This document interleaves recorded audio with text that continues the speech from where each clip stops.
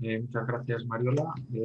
Bueno, yo soy Julio Teiza y me encargo de las consultas de medicina interna en el complejo hospitalario. En primer lugar, pues agradecer, como siempre, a los organizadores de esta reunión de primavera de la Sodomibran de invitarme a esta mesa redonda.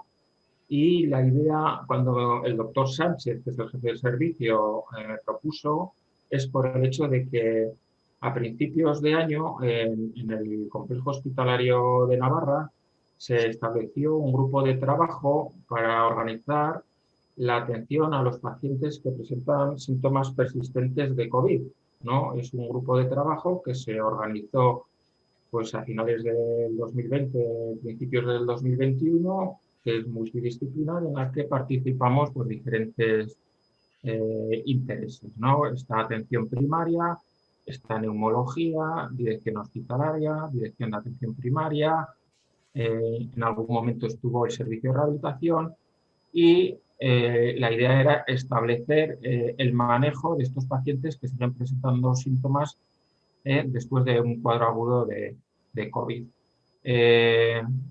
A día de hoy, ese grupo de trabajo sigue. Esas consultas no hemos conseguido que empiecen todavía, sí que está prácticamente todo el trabajo realizado y un poco lo que voy a explicar cómo ha sido el desarrollo y cuál es un poco la dinámica que se va a seguir con estos pacientes.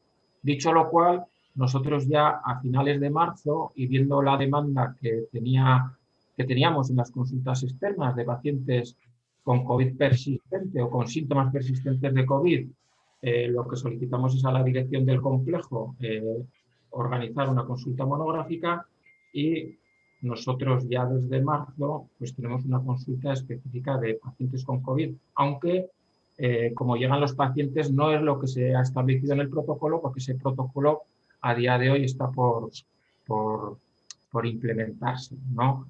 En los servicios principalmente implicados, como ahora voy a explicar, pues somos en medicina interna y neumología, ¿no? Entonces, si queréis comparto pantalla, no sé si lo veis todos, entiendo que sí. Pero dale que todavía no lo vemos, Julio. ¿No lo veis? No, no lo vemos. A ver, un segundo, compartir pantalla. Ahora, a ver qué dice. Ya está, sí, sí, ya lo tenemos. Venga. De acuerdo. Bueno, la charla la he dividido un poco en tres partes. Una parte introductoria, intentaré ser un poco más rápido, cosas que ya sabemos del COVID. Luego hablaremos cómo se organizó el tema de la consulta y finalmente cómo funciona. ¿De acuerdo? Entonces, bueno, pues como ocurre tantas veces con estas cosas, con estas enfermedades, uno cuanto más lee, menos claro le queda, pero este es un cuadro clásico que me imagino que todos conocéis respecto a los escenarios de seguimiento de un paciente post-COVID. Tenemos en primer lugar pues, el paciente que tiene una infección resuelta, una infección aguda, que pues, en 15-20 días, pues, después de los síntomas de infección, se cura.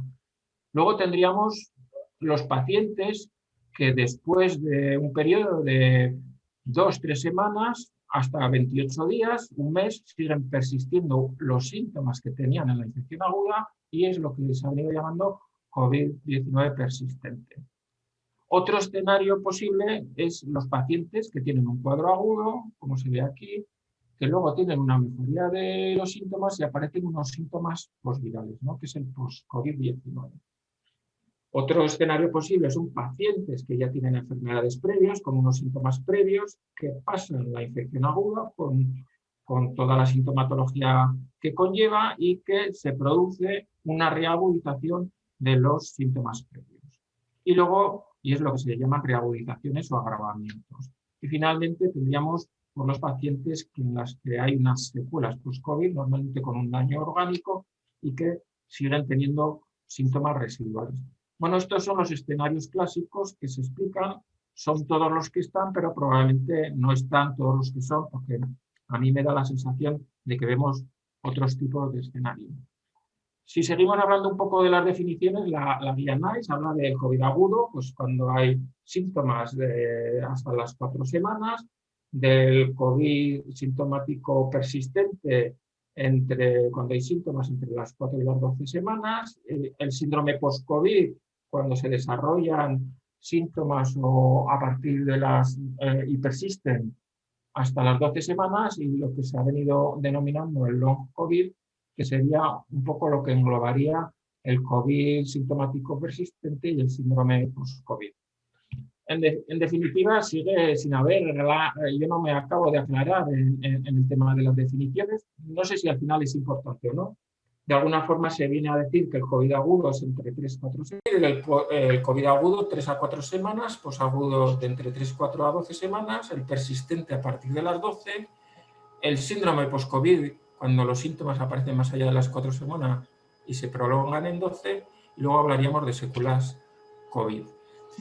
¿De qué síntomas estamos hablando? Pues vamos a ver que hay muchos estudios. Aquí está el registro de la SEMI de COVID-19, en la que no solo habla de síntomas de COVID persistente, sino de también complicaciones, y por lo tanto no me voy a entretener mucho. Aquí habla de una sintomatología general, de una sintomatología de enfermedades tromboembólicas, respiratorias, el COVID. Bueno, que tenemos el registro semi-COVID, que no solo habla de los síntomas de COVID persistente, sino de síntomas post-infección, que no me voy a detener en ellos, y quizás me parece más interesante esta otra diapositiva en la que vienen un poco los principales síntomas del COVID persistente, ¿no? Aquí tenemos que prácticamente en todos los estudios un 58% de los pacientes pues refieren sensación de fatiga, y dentro de otros síntomas frecuentes pues tenemos la cefalea, problemas de disnea, problemas auditivos, problemas de dolor torácico, polipnea, tos y alteraciones neurológicas con pues, lo que se ha venido a denominar niebla mental, con falta de concentración, etcétera. Si revisamos un poco rápidamente estudios, tenemos este estudio de 142 pacientes ingresados que habla de una edad media de 56 años. Aquí, curiosamente, el 37% son mujeres, aunque la mayoría de los estudios habla de un predominio de mujeres en el COVID persistente, y dice que a los 60 días el 12% presentan síntomas, no tienen síntomas, perdón, 32% 1 o 2 síntomas, 55% 3 síntomas y el 44% refiere peor calidad de vida.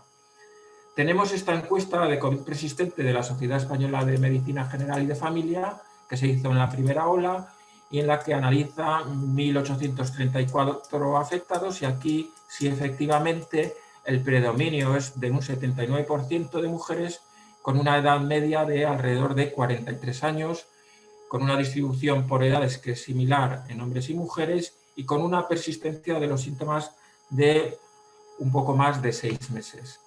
Respecto a los síntomas más frecuentes, pues siempre en casi todos los estudios el cansancio, la astenia es el síntoma principal, pero hay muchísimos otros síntomas como es malestar general, cefalea, bajo estado de ánimo, dolores osteomusculares, la disnea, los dolores torácicos, las palpitaciones y luego pues temas digestivos y problemas de niebla mental con falta de concentración, problemas de memoria, etcétera. Si vamos en este mismo estudio la afectación por órganos y sistemas, pues los síntomas generales serían el 95%, neurológicos 86%, psicológicos o emocionales 86%, locomotor 82%, respiratorio 79%, etc. La media de áreas afectadas es de 6 de las 12 áreas anteriores y el 50% tienen 7 áreas afectadas. Y la media de síntomas por persona, fijaros que es de 36 síntomas y en el 50% tienen 58 síntomas de un total de 87. Aquí tenemos otro estudio que habla de miembros de grupos de Facebook, en la que de nuevo hablan de la sintomatología a los 79 días y de nuevo pues no me voy a repetir, hablamos un poco de los mismos síntomas, teniendo la fatiga como el síntoma principal en casi todos los estudios. En este otro se analizan 3.700 pacientes de 56 países y aquí el predominio sí es de mujeres, con una edad media en la cuarta década de la vida, el 34%, y un 26% en la tercera década de la vida, y se describen más de 200 síntomas, y de ellos, de nuevo, el cansancio está, o la astenia, en el 78% de los pacientes. Como veis, hay muchos estudios, cada uno utiliza una definición, cada uno un punto de corte en el tiempo, y bueno, es muy variable, pero de alguna forma podemos decir que las características es de, ahora lo veremos, de astenia en casi todos los pacientes con un predominio de mujeres. Respecto a la frecuencia, pues también hay diferentes estudios. Tenemos el estudio del King's College de Londres, que a través de una aplicación rastrea los síntomas de COVID-19 desde el 24 de marzo para estudiar los patrones de duración de los síntomas, ¿no? Y vemos aquí que es de más de 4 millones de usuarios. Los hallazgos del estudio dicen que alrededor del 10% de los que participaron en la encuesta tuvieron síntomas durante un mes, y del 1,5 al 2% todavía los experimenta después de 3 meses. Este otro estudio también analiza 4.182 personas del Reino Unido, Estados Unidos y Suecia, que eran, estos sí, positivos, porque algunos de estos estudios son de la primera hora y no hay PCRs positivas, y en este estudio sí. El 13% tuvo síntomas a los 28 días, 4,5% más de 8 y 2,3% más de 12 semanas. Bueno, pues hay muchos estudios y varían. En general, el 10 a 20% podrían tener algún síntoma de infección a las 4 semanas. Otros estudios dicen que entre el 13,3 a las 4 semanas, 4,5 a las 8, y casi todos andan entre el 1 y 2 y poco por ciento a las 12 semanas, ¿no? Que es un poco lo que viene a decirnos el estudio del King's College de Londres, y aproximadamente es más común el doble en mujeres que en varones, con una edad media de 45 años. Respecto a los factores de riesgo, tampoco hay grandes cosas, o no he encontrado yo muchas cosas. Parece que si en el periodo agudo se tienen 5 síntomas, entre los cuales está la fatiga, la cefalea, la disnea y las mialgias, hay una mayor probabilidad de tener un COVID persistente.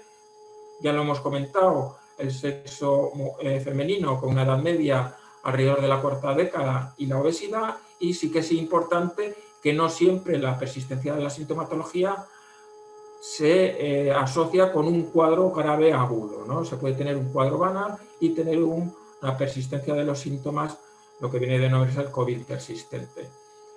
Vemos que la información viene de registros, de encuesta, que está muy mezclada, y que la información es heterogénea, no se estandariza definiciones ni tiempo, se mezclan secuelas, síntomas persistentes, reagudizaciones.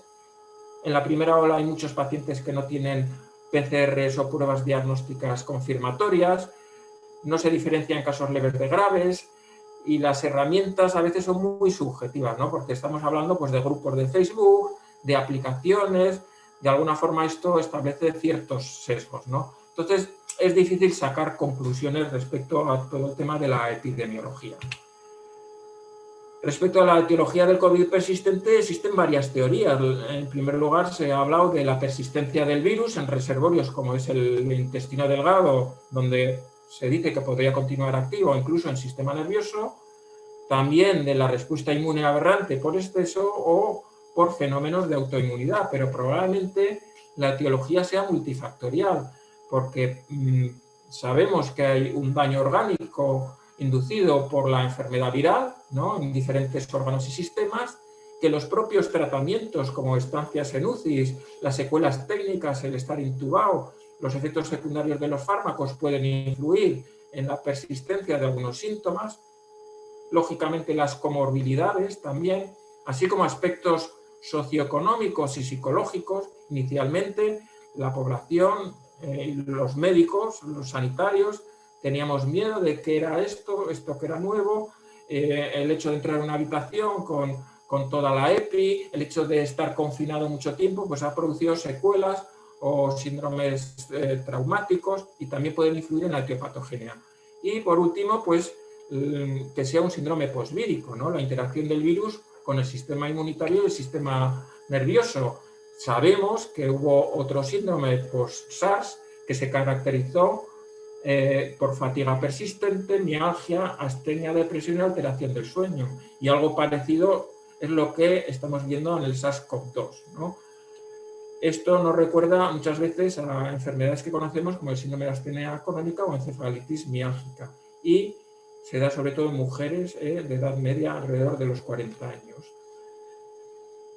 Se puede tratar de un síndrome postviral como conocemos de otros virus, como el virus de Steinbach, y también algunos autores hablan de disautonomía neurológica relacionada con una microangiopatía y una lesión endotelial, ¿no? De forma que citocinas proinflamatorias pasarían la barrera hematoencefálica y afectarían a órganos como el hipotálamo, produciendo disfunción autónoma, con cuadros de fiebre, de regulación del ciclo sueño-vigilia, disfunción cognitiva, etcétera, ¿no? Como en la encefalitis miálgica o síndrome de fatiga crónica. De alguna manera, pues el virus desencadena la enfermedad y causa anomalías inmunes y alteraciones disfuncionales o de autoinmunidad, y producen lo que viene a denominarse el COVID persistente. Esto sería un poco una forma resumida de lo que podríamos llamar, si es que tenemos una definición clara de COVID persistente, y a partir de aquí nos planteamos cómo atender a estos pacientes en la consulta. Y aquí tenemos varias guías. Una de las guías más completas es esta de la Sociedad Catalana de Medicina Familiar y Comunitaria, que habla de las manifestaciones persistentes en la COVID-19. También tenemos el kit básico para pacientes de la Sociedad Española de Medicina General, y tenemos de la Sociedad de Medicina Interna el protocolo para la continuidad asistencial del paciente con diagnóstico COVID-19. Pero hay muchas más guías. Tenemos esta guía de la SEDISA, que es documento para la atención integral del paciente post-COVID, y fijaros, aquí hay una guía muy completa para atención al paciente long COVID o COVID persistente, en la que hay múltiples sociedades muy importantes. He hecho en falta la nuestra porque yo no veo que aparezca aquí la SEMI, pero está la sociedad, la SEPAR, de Neumología y Cirugía Torácica, está la Sociedad Española de Cardiología, está la Sociedad Española de Neurología, está la Sociedad Española de Reumatología, etcétera, ¿no? Bueno, a partir de aquí se establecen cómo atender a todos estos pacientes. Algo que en el grupo de trabajo tuvimos discusión eran los criterios para definir a alguien que tiene COVID persistente. Se dice que, o dentro de estas guías habla que tenemos que tener una confirmación de infección por SARS-CoV-2. Esto fue razón de discusión, pues porque sabemos que hay pacientes que en la primera ola no se les hizo PCR, y sabemos que hay un porcentaje pequeño de pacientes que no desarrollan anticuerpos, con lo cual podemos tener pacientes con COVID persistente, pero sin una confirmación de infección. En segundo lugar, es el tiempo. ¿Cuánto tiempo consideramos para considerarlo persistente? Pues también aquí hay cierta discusión. Y atención primaria opinaba que eran 4 semanas, y desde atención especializada opinábamos que para considerarlo persistente, pues al menos 2-3 meses, 12 semanas, era un poco el punto de corte para derivarlo a atención especializada. Y por último, como criterio de inclusión, es que los síntomas persistentes formen parte de la presentación clínica del cuadro agudo, y como criterios de exclusión, pues que fuesen agravamientos de cuadros previos, que fuesen cuadros postvirales, o que fuesen secuelas orgánicas o afectación orgánica de la enfermedad. Bueno, planteado esto, lo que hicimos es ver un poco la dimensión teórica del problema. En Navarra, a 9 de junio, con una población de 650.000 habitantes, teníamos 62.900 casos con 1.178 fallecidos. Y si establecemos que el COVID agudo en 4 semanas tenemos un 10 a 20%, esto nos cuantifica entre 6.000 y 12.000 pacientes.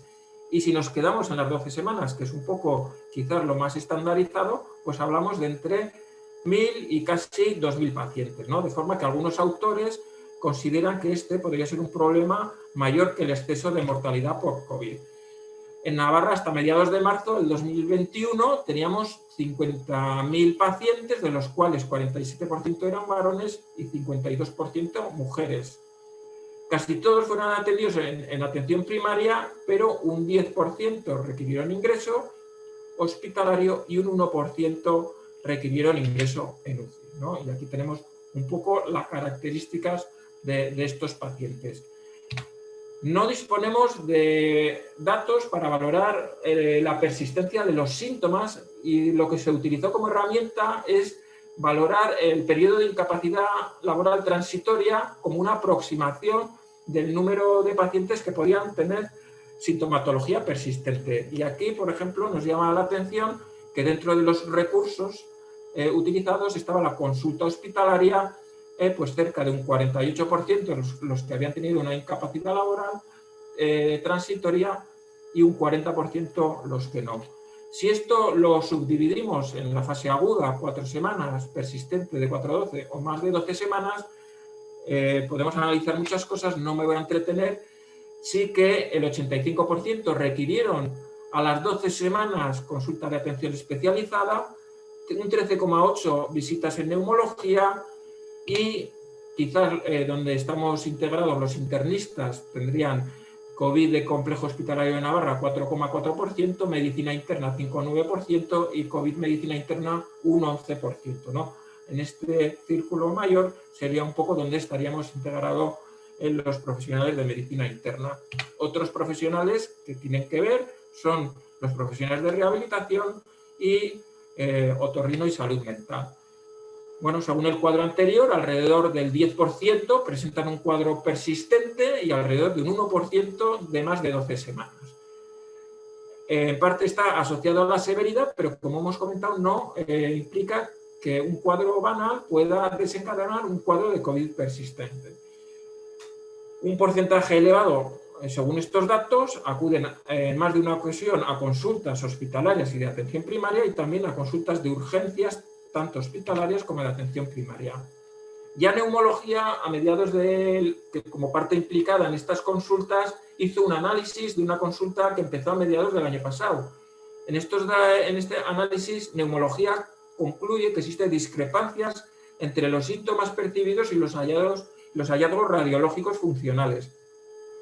Que los pacientes con episodios más severos tienen significativamente más alteración funcional, especialmente en la capacidad de difusión. Que la evolución radiológica parece favorable y que es pronto para determinar quiénes quedarán con lesiones crónicas y que la evolución en el tiempo de la radiografía y de la función pulmonar parece satisfactoria y que no es paralela a los síntomas persistentes en estos meses. Si seguimos analizando datos en Navarra, bueno, de mortalidad, pues aquí tenemos que determinados factores de riesgo como diabetes, demencia, EPOC e insuficiencia cardíaca aumentan la mortalidad respecto a la ausencia de estas 4 patologías, con un 0,37% y aquí 1,6, 2,28, 1,65, 2,21. Estos gráficos me parecen interesantes porque hablan de pacientes con diagnóstico confirmado y que acuden, en este caso, a urgencias a los 4 meses tras el diagnóstico. Y tenemos un 1,7 a un 3,5%. Me parece interesante fijarse cómo al principio de la pandemia se acudía bastante más el primer mes a urgencias que cuando ha ido evolucionando la pandemia, ¿no? De alguna forma, yo creo que el conocimiento de la enfermedad ha hecho que cada vez se maneje mejor desde atención primaria y desde el propio paciente la enfermedad, ¿no? Aquí tenemos otra de pacientes que acuden a urgencias de atención primaria, 1,6 al 4,9. Aquí que acuden a consultas hospitalarias a los 4 meses tras el diagnóstico, también es interesante, como en marzo nos mandaban muchos pacientes a los 4 meses y en septiembre, que es cuando se analizó, pues tenemos bastantes menos pacientes, ¿no? De alguna forma yo creo que el conocimiento de la enfermedad hace que haya un descenso en las derivaciones. Aquí tenemos otra gráfica de los que acudieron a los 4 meses al médico de cabecera, etcétera. Bueno, pues visto esto, se plantea un circuito de atención a estos pacientes, ¿no? Que es un poco lo que se trata de establecer una vez analizado todo lo que se analizó previamente. Y lo que nos queda claro es que el paciente tiene que ser controlado desde atención primaria con una valoración global en la cual deberíamos incluir una checklist de problemas, que es la que propone la SEMI y la SEMERGEN, y una valoración por síntomas, valorando la historia clínica, la exploración y en qué escenario estamos, si en un persistente, en un post-COVID, en una secuela, en una reagudización, y hacer unas exploraciones complementarias según la guía de la SENSI. En un segundo nivel entraríamos a atención especializada, fundamentalmente con 4 consultas, o yo diría 2, que sería medicina interna y neurología, bien a través de citaciones al alta, derivaciones de otras consultas, o el mayor grueso, que vendría de atención primaria en pacientes con sospecha de patología grave, persistencia sintomática más de 3 meses, con un estudio no resolutivo por atención primaria, o necesidades de exploración o valoraciones por especialidad. De forma que atención primaria engloba todo. Hablábamos de 4 especialidades, pero yo diría sobre todo 2, neumología y medicina interna. Neumología para los problemas respiratorios y medicina interna, pues prácticamente para todos. Hemos de entender que los pacientes es muy raro que tengan un síntoma, sino que tienen 4 o 5 y por lo tanto la especialidad más adecuada parece medicina interna, y sí que tiene un papel importante el tema de la rehabilitación, sobre todo en pacientes que tienen secuelas pues de ingresos largos o que han presentado un desacondicionamiento, y salud mental, porque se ha visto que hay cuadros de ansiedad, de depresión, de síndrome postraumático. Bueno, lo que se plantea a partir de este momento es hacer una estratificación de los pacientes, y se considera una serie de factores de riesgo que sería mayores de 60 años, pacientes crónicos con enfermedad cardiovascular, pulmonar, neurológica, hepática o renal, también la obesidad, la diabetes, desnutrición y luego grupos especiales. Estos serían los factores de riesgo a considerar. Y luego pues veríamos si un paciente ha ingresado o no ha ingresado. Si un paciente no tiene ningún factor de riesgo y no ha ingresado, y además en la fase aguda no hay datos de severidad, que no me voy a detener porque si no me voy a alargar mucho, que serían estos, hablaríamos de un paciente de bajo riesgo. Si o bien tiene factores de riesgo o bien tiene factores de severidad en la fase aguda, hablaríamos de un paciente de riesgo moderado. Esto en los que no ingresan. Y en los que ingresan, si tiene factores de riesgo o patología a la alta, que serían estos, hablaríamos de un paciente de alto riesgo, y si no tiene ninguna de las dos, hablaríamos de un paciente de riesgo moderado. Y a partir de aquí, pues los pacientes de riesgo moderado, se descarta la captación el seguimiento activo de estos pacientes, sino que es una consulta a demanda de atención primaria. Los de riesgo moderado sí se plantea un control por el equipo de atención primaria con un seguimiento activo, pero no necesariamente de atención especializada, y en el grupo 3 pues requeriría seguimiento en consulta hospitalaria. En la primera visita, en atención primaria, hay que hacer una valoración global, y es recomendable hacer la valoración clínica, funcional, emocional y social del paciente, ¿no? Estos aspectos emocionales y sociales son importantes, y se recomienda hacer el checklist de la SEMI y la SEMERGEN, ¿no? Que habla del estado general, la fiebre, el sueño, la tos, la disnea, el dolor torácico, afectación de extremidades inferiores, estado anímico, otros síntomas, sobre todo digestivos, discapacidad o vulnerabilidad, y adherencia y reacciones adversas al tratamiento. De forma que la evaluación del COVID-19 tiene que seguir la práctica clínica habitual de atención primaria con una análisis cuidada, y de forma específica se aconseja registrar en la fecha de inicio de síntomas y signos acompañantes, factores psicosociales y emocionales, enfermedades previas, secuelas y fármacos que ha llevado. A partir de aquí se establecería una exploración física, y creemos que hay unas pruebas mínimas y unas exploraciones mínimas que se deben hacer de atención primaria antes de derivarlo a atención especializada. En este caso hablamos de saturación, de una serie de parámetros analíticos que tampoco me voy a detener porque si no me voy a alargar mucho, y una serie de exploraciones complementarias en las que sobre todo interesarían la radiografía de tórax o, en caso de disponer, la ecografía torácica, y muchos pacientes requerirían espirometría. Aquí hay un problema porque en atención primaria, previa a la pandemia, se hacían las espirometrías y desde la pandemia pues, se ha considerado que es un factor de riesgo de contagio y no se están haciendo espirometrías.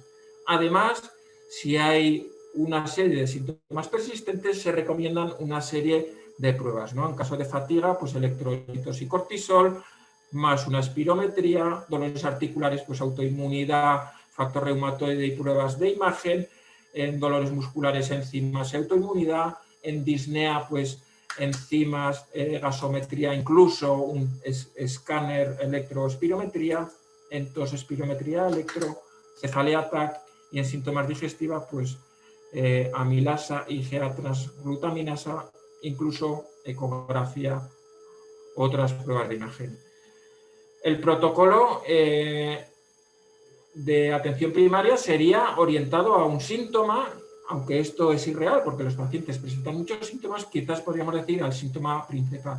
Lo que en realidad lo tiene que hacer atención primaria es descartar causas preexistentes, descartar secuelas organoespecíficas, descartar otro tipo de patologías orgánicas y si todos estos procesos son descartados, evaluar la pérdida de condición física relacionadas con la pandemia y factores psicológicos y psicosociales. Estos son un poco las guías en las que se basa atención primaria en el seguimiento de estos pacientes, ¿no? De forma que, por ejemplo, en el caso de la astenia, del cansancio, pues habría que ver si hay previas a la fatiga alguna causa, si no la hay, si es una secuela del COVID, si no la hay, si hay otras causas de la fatiga y si no la hay, pues se aplicarían los criterios de síndrome de fatiga crónica, ¿no? Lo cual implica que debe haber pasado 6 meses más 4 de estos y si tienen una afectación de severidad de al menos 2, que implica una marcada repercusión laboral o actividades de la vida cotidiana, se consideraría que es subsidiario de derivar a medicina interna en este caso, ¿no? En el tema de los dolores musculares, pues bueno, tienen aquí sus protocolos en atención primaria, descartar fármacos, autoinmunidad, enfermedades inflamatorias, endocrinas crónicas. Si no es ninguna de estas, pues valorar la inflamación muscular, si no la hay, la rhabdomiólisis, y si no hay, pues seguimiento en atención primaria o plantearse derivar a medicina interna. Con el dolor torácico similar, ¿no? Si hay causas persistentes, si es una secuela, si hay una causa que no es el COVID y si no, pues valorar según afectación del paciente, derivar a las consultas de medicina interna. Aquí hablaríamos igual con la tos, desde luego si hay signos de alarma, pues hay que ir a urgencias y lo mismo, ¿no? Causas preexistentes, causas post-COVID, causas no COVID y finalmente, si hay una afectación importante de la vida diaria, derivar a medicina interna. En la disnea estaríamos igual. No voy a entretenerme en explicar todos los protocolos, anosmia disgeusia, cefalea persistente y como ejemplo tenemos el último de afectación cardiológica en la que habría una valoración de síndrome de intolerancia ortostática, una hipotensión ortostática, un POTS o síncopes vagales, que si no se controlan con las medidas habituales se pueden derivar a medicina interna. Resumiendo un poco, lo que se hace en primer lugar sería una estratificación de los pacientes en bajo riesgo, moderado o alto. Los de bajo riesgo, la atención es a demanda y los de riesgo moderado se controlan desde medicina interna y si tienen una evolución tórpida o son de alto riesgo, pasarían a través de una interconsulta no presencial a neumología o medicina interna. Hay otros servicios que yo creo que es importante o que es interesante, como es salud mental y rehabilitación, que creo que tienen un papel importante en el tema del COVID persistente, y finalmente un seguimiento, que va a depender de la evolución. Puede que haya una resolución del paciente, que haya patologías con necesidades de seguimiento en atención especializada. El COVID persistente, una vez pasado por atención especializada, consideramos que debe ser seguido por atención primaria, que si hay un empeoramiento clínico se puede valorar reenviar para reevaluación y luego pues que puede haber una cronificación y se puede incluir en diferentes estrategias, como puede ser la estrategia del dolor crónico, estrategia del paciente pluripatológico. En definitiva, tras ese estudio y valoración por atención primaria, se puede valorar, derivar a través de una INP a una enfermera gestora que evaluará la adecuación de si ese paciente va principalmente a medicina interna o principalmente a neumología, ¿no? Aquí tenemos un poco los criterios de neumología, que sería el tema de la oxigenoterapia o que haya afectación respiratoria, radiográfica o espirometría alterada a las 12 semanas, o disnea sin alteraciones, pero persiste a los 6 meses. Estos irían a neumología. Si hay una afectación funcional, afectación laboral y de las actividades cotidianas, más 3 síntomas del checklist a las 12 semanas, consideramos que debe ir a medicina interna. Y si hay una disnea sin afectación ni radiográfica ni espirométrica, una vez valorada por neumología, debería ser derivada a medicina interna para reevaluarse. Y luego pues hay determinados pacientes que pueden beneficiarse, estos serían los menos, de otras especialidades. De alguna forma, a neumología irían las altas de pacientes graves, con neumonías bilaterales, con soporte ventilatorio y desde atención primaria lo que hemos comentado.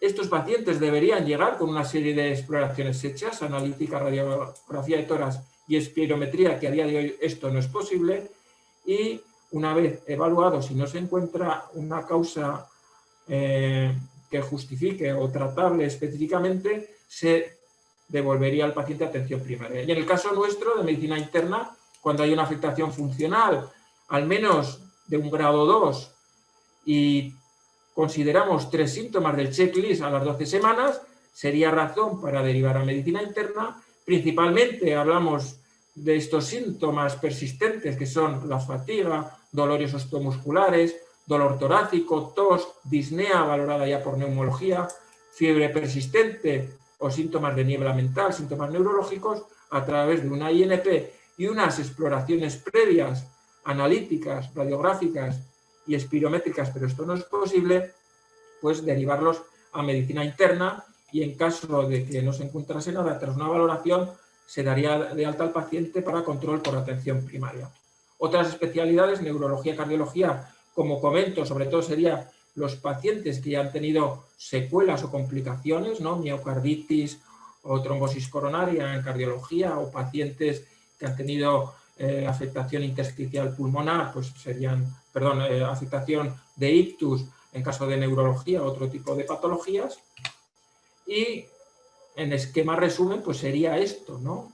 El equipo de atención primaria, a través de un checklist, una valoración clínica, una radiografía de tórax y una analítica, realizaría una interconsulta no presencial a una enfermera de enlace o una enfermera gestora, como se le quiera llamar. Esta enfermera podría hacer recomendaciones al médico de atención primaria o al que derive de completar la analítica o de realizar una radiografía, si lo manda por una disnea, por ejemplo, o en el caso de que sea necesario una espirometría, sea ella la que gestione, porque a día de hoy no tenemos posibilidad de que atención primaria haga las espirometrías, y de forma que, sobre todo los que tienen alteraciones radiográficas, problemas de saturación, de funciones respiratorias, neumopatías previas o necesidad de oxígeno, irían a neumología, y los que tienen síntomas persistentes 3 meses y que son invalidantes o alteraciones analíticas, etcétera, irían a medicina interna. También los que persisten en la disnea tras un estudio neumológico. Y he dejado aquí abajo el tema de rehabilitación y salud mental, que tienen un papel importante. Bueno, ya termino con esto. El mundo tras el COVID ha afectado a todos los ámbitos, también al sanitario, y esto va a afectar tanto a los pacientes como a los profesionales. Las redes sociales y el activismo de los pacientes va a modificar la interacción. De hecho, esta consulta fue una iniciativa al Gobierno de Navarra, de la Asociación COVID Persistente de Navarra, que es lo que puso en marcha todo este grupo de trabajo, que debemos reconocer la enfermedad y el sufrimiento real de los pacientes que tras el COVID no retornan a su situación previa, que tenemos y debemos reconocer una limitación actual para la evaluación y el tratamiento.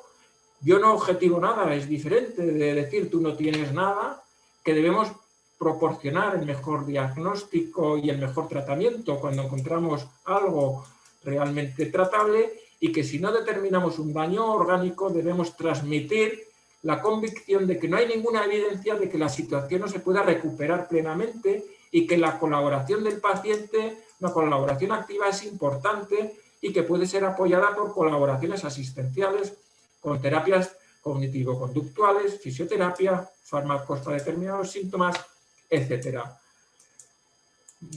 Que debemos traducir con rigor y método científico toda esta información, que realmente es una avalancha y que es un campo importante de investigación. En Navarra Biomed, que es el centro de investigación de Navarra, respecto al COVID persistente, estamos haciendo 2 estudios. Uno es un estudio simplemente de registro para ver a qué conclusiones se llega, y otro es un estudio de intervención de ejercicio físico, de fortalecimiento físico, de forma que a los pacientes se les hace a todos una fase de ejercicio y una fase de control, y se valora parámetros de calidad de vida, parámetros de deterioro neurológico y parámetros analíticos de inmunidad y de inflamación, ¿no?, en todas estas visitas.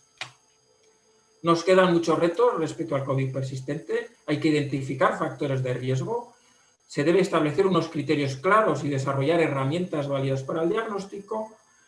Debemos conocer la historia natural, que aún no la sabemos, del COVID persistente, y saber qué intervenciones y qué tratamientos son más eficaces. Y luego pues hay determinados grupos, algunos ya nos han mandado, incluso algún niño de 12 años, de 13 años, si no recuerdo mal, se ha derivado a la consulta, grupos de ancianos, embarazadas, etcétera. Bueno, es un poco esto lo que quería comentaros. Gracias, creo que me he alargado un poco, pero entre las interrupciones, etcétera, bueno, pues siento